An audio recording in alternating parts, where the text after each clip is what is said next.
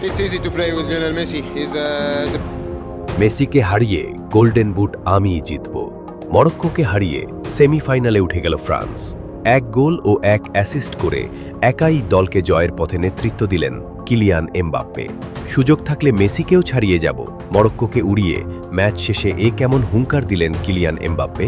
নিজেকে সেরা প্রমাণ করতে কতটা মরিয়া ফরাসি এই তারকা, এবং ম্যাচ শেষে নিজেকে সেরা প্রমাণ করার এক দারুণ আত্মবিশ্বাস দেখিয়েছেন তিনি। এমবাপ্পে বলেন, সুযোগ থাকলে মেসিকেও ছাড়িয়ে যাব, আর ফাইনাল খেলতে পারলে গোল্ডেন বুট আমারই হবে। কোয়ার্টার ফাইনালের গুরুত্বপূর্ণ ম্যাচে মরক্কোর বিপক্ষে মাঠে নেমেছিল দুইবারের বিশ্বকাপ জয়ী ফ্রান্স।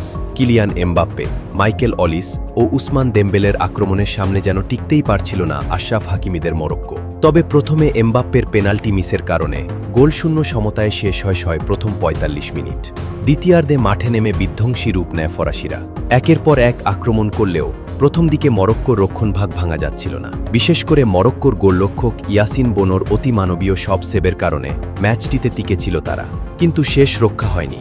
এমবাপ্পের জাদুকরী ফিনিশিংয়ের কাছে পরাস্ত হতেই হয় মরক্কোকে।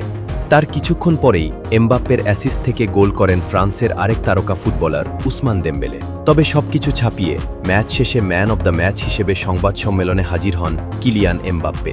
সেখানে গোল্ডেন বুটের লড়াইয়ে আর্জেন্টিনার তারকা লিওনেল মেসিকে হারাতে পারবেন কিনা এমন প্রশ্নের জবাবে তিনি বলেন, মেসি দারুণ ফুটবলার, তবে সুযোগ থাকলে তাকে ছাড়িয়ে যাব এবং গোল্ডেন বুট নিজের করে নেব। এটা সত্যি যে মেসিকে হারাবই গোল্ডেন বুটের বর্তমান লড়াইয়ে। বর্তমান গোল সংখ্যায় লিওনেল মেসি ও কিলিয়ান এমবাপ্পে দুজনেই সমান। দুজনেই ৮টি করে গোল করেছেন, তবে মেসি এখনও এক ম্যাচ কম খেলেছেন। অন্যদিক